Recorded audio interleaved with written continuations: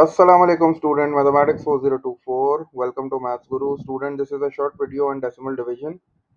We will be looking at the process of dividing decimals by solving two examples. Let's just look at the first example. In the first example, we have two decimal numbers.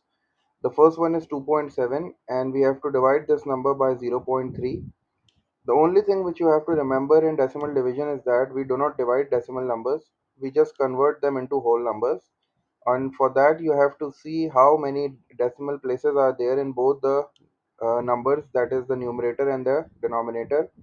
So we have one decimal place in the numerator and we have one decimal place in the denominator, so we have to multiply both the numerator and the denominator by 10. Since 10 has only one zero, the number of zeros is decided by the decimal places. If you have only one decimal place, so you will multiply the numbers by 10. If you have two decimal places, you will multiply it with 100, and if you have three, you have to multiply it with 1000. So since both the numerator and the denominator has only one decimal place, so we will multiply both the numerator and the denominator by 10, and 2.7 multiplied by 10 will give us 27, and 0.3 multiplied by 10 will give us 3. Now we will divide them.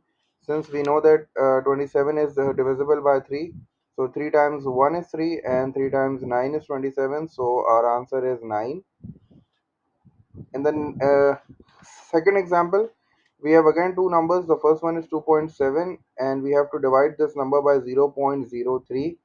Again, both are decimal numbers, so we will convert them into whole numbers, and we just have to look how many decimal places are there. There is only one decimal place in the numerator, but there are two decimal places in the denominator, so we have to take the bigger number. So we will multiply both the numerator and the denominator by 100, since the denominator has two decimal places. In the first example, both the numerator and denominator has only one uh, decimal place, so we multiply it with 10. Now over here the denominator has two decimal places and the numerator has one, so we will multiply both the numerator and denominator by 100. Okay, we will take the greater number. So 2.7 will be multiplied by 100 and this will give us 270. This decimal will move on two places on the right side, so this will become 270, 270. And when 0.03 multiplied by 100, again your decimal will be shifted two places to the right. So this is the first place and this is the second place, so this will become 3. 270 divided by 3 will give you 90, so this is the final answer of the second example.